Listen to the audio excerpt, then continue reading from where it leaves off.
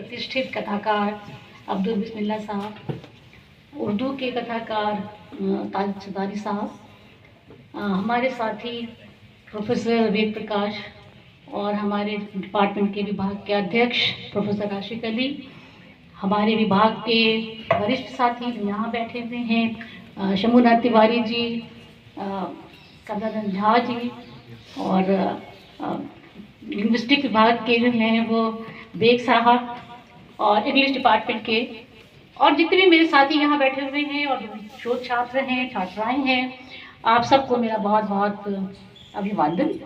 और मेरी मुश्किल ये है कि मुझे लोक साहित्य और उर्दू, अभी उन्होंने कहा कि उर्दू में मैंने भी उर्दू में भी काम किया है, तो उर्दू और लोक साहित्य का थोड़ा सा जो है वो मुझे लगता है कि उर्दू में भी बहुत दास्तानें, जो उर्दू, पर्शियन, अरबिक, उनमें भी जो दास्तानें हैं उनमें लोक साहित्य जो है वो भरा पड़ा है। लेकिन मैं पूरब की हूँ और भोजपुरी वहाँ की भाषा है, लेकिन अफसोस ये है कि मुझे भोजपुरी ना तो बोलना आता है और ना ही मैंने वो साहित्य ज़्यादा पढ़ा है। लेकिन यहाँ जो कुछ भी कल हुआ और आज जो मैंने सुना, और वेद प्रकाश जी से मैं पूरी तरह सहमत हूँ कि जो भी यहाँ पर्चे पढ़े गए और उसमें कुछ कन्फ्यूजन सा था कि हमारे छात्र जो है वो स्पष्ट नहीं है कि लोक साहित्य में हमें क्या देखना है। लोक साहित्य के विषय में लोक को लेकर के भी बात की है कि लोक क्या होता है। तो लोक जो है वो लोक साहित्य के विषय में सभी को पता है कि वो मौखिक होता है और पीढ़ी दर पीढ़ी वो एक दूसरे को हस्तांतरित होता रहता है, और पूरा जो समाज है, जिस समाज में भी, जिस भाषा में भी, जिस बोली में भी वो लिखा जा या बनता है, लिखा नहीं आता बल्कि बनता है, तो वो वहाँ का पूरा समूह उसे अपना मानता है। लिखा किसी ने भी हो, कोई व्यक्ति जो है वो नाम उसका नहीं पता होता, लेकिन जो पर्चे पढ़े गए उसमें सबके नाम है कि इन्होंने ये लिखा।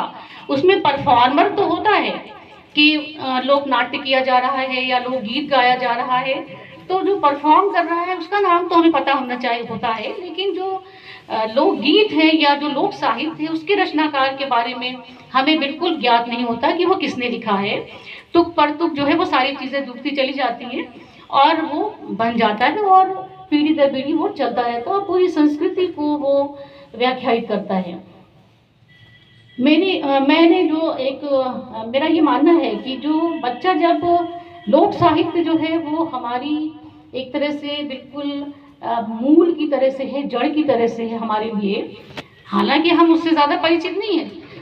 जो भी आजकल तथाकथित शिष्ट समाज जिसे कहा जाता है वो लोक साहित्य से दूरी बनाता है कि वो तो बहुत ही गंवारू चीज़ें हैं या ये शिष्ट समाज के लिए नहीं है, बस सिर्फ वो सुनते हैं और उसे आत्मसात करने की कोशिश नहीं करते। या जब भी जो बोलियां हैं, भाषा विज्ञान के चेयरमैन साहब यहाँ बैठे हुए हैं कि कितनी बोलियां जो हैं वो लुप्त होती जा रही हैं। तो अगर जो भी हमारे छात्र हैं वो जिस भी जगह के हैं, जिस भी क्षेत्र के हैं, जिसमें मैं भी शामिल हूँ, तो अगर वो उन बोलियों से लगाव रखते हैं, उन बोलियों को अपनाते हैं, तो उसका साहित्य भी वो बहुत जो उसका लोक साहित्य है उसमें वो दिलचस्पी लेंगे और वो आगे बढ़ेगा। और मैं एक तरफ और एक चीज़ की तरफ ध्यान दिलाना चाहती हूँ कि जो बच्चा जैसे ही जन्म लेता है और छोटा, कहते हैं कि माँ की जो बच्चे की पहली पाठशाला होती है वो माँ की गोद होती है। तो बच्चा जो है वो सबसे पहले लोरी सुनता है। माँ जो है वो उसे थपकी देती है और लोरी सुनाती है।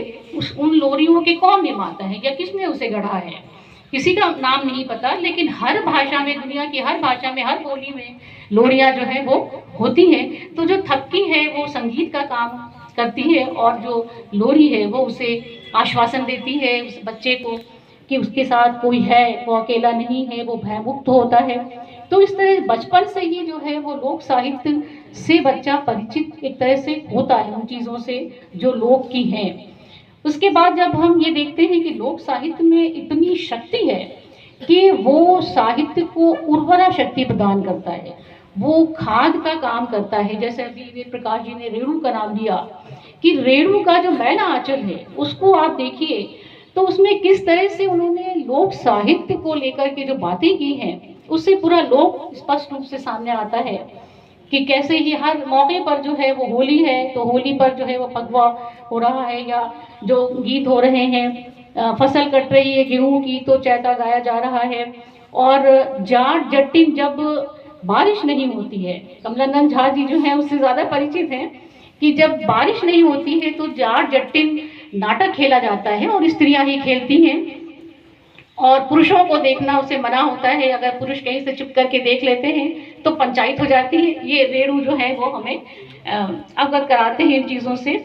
और जाट जो है वो हजारों हजार गाय उसके पास हैं और वो जो जटिन है वो नाराज होकर के मायके चली गई है, वो उसे ढूंढने निकलता है और इंद्र को रिझाने के लिए ये सारी चीजें हो रही हैं।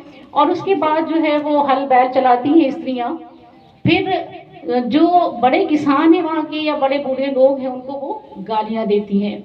और जो किसान रह जाते हैं, कल गालियों की भी बहुत बात हो रही थी, और जो किसान रह जाते हैं जिन्हें गालियां नहीं पड़ती तो वे बहुत अपने आप को जो है वो दुखी महसूस करते हैं या ये महसूस करते हैं कि उनका अपमान हुआ, उन्हें जो है वो सम्मिलित नहीं किया गया।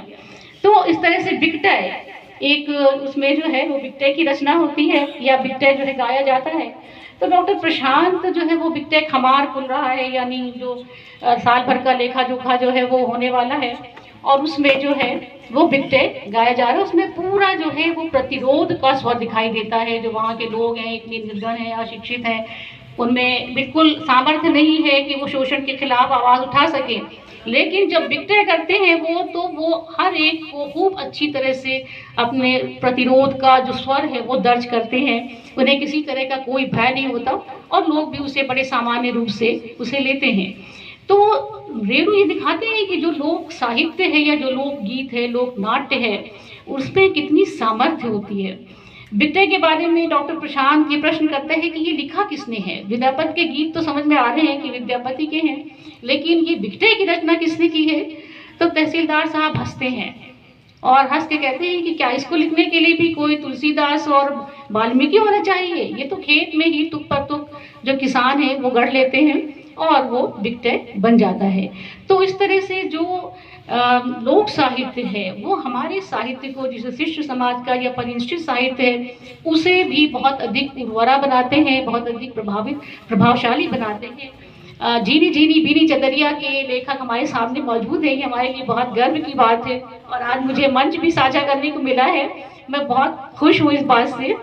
तो झीनी झीनी बीनी चदरिया में भी सर ने जो है वो अब्दुल बिस्मिल्लाह साहब ने खूब लोक साहित्य का, लोक गीतों का, लोक नाट्य का चित्रण किया है।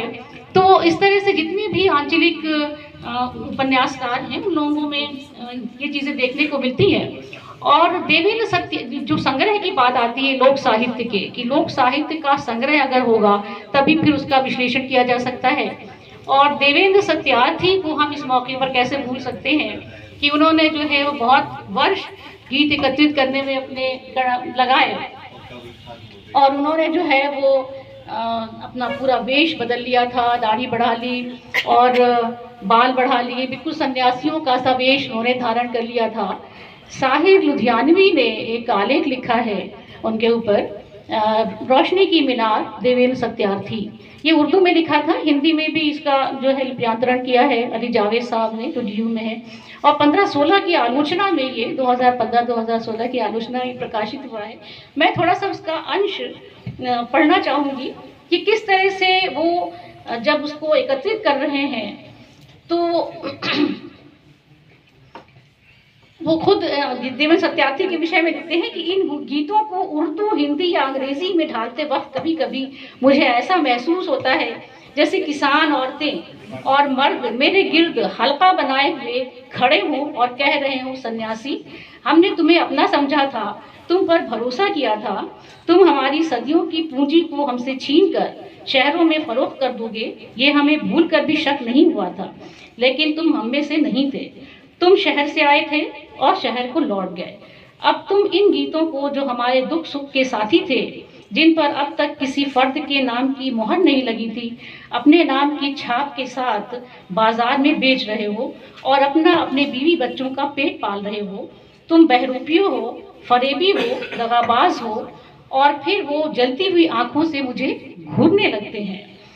साहिल लुधियानवी उन्हें जवाब देते हुए कहते हैं, वो और लोकगीतों के संग्रह के पक्ष में उनका ये वो जाता है ये तुम्हारा जज्बातीपन है। तुमने इन गीतों को गांव की महदूद फिजा से निकालकर लामहदूद कर दिया है। तुमने एक मरते हुए तमद्दुन की गोद में महकने वाले फूलों को खिजा की दस्त बुर्द से बचाकर इनकी महक को लाजवाल बना दिया है। ये तुम्हारा कारनामा है।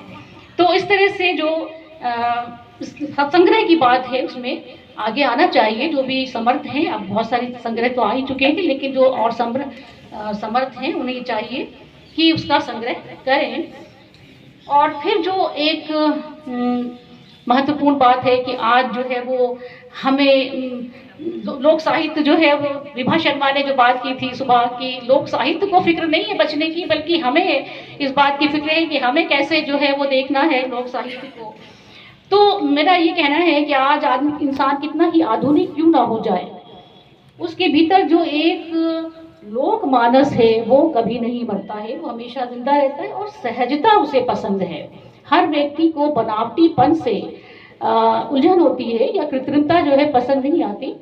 तो यही बात लोक साहित्य को हमेशा जिंदा रखने के लिए काफ़ी है और उसको आगे बढ़ाने के लिए या उसको उसका काम करने के लिए जो है उसकी ज़रूरत हमेशा बनी रहेगी। धन्यवाद।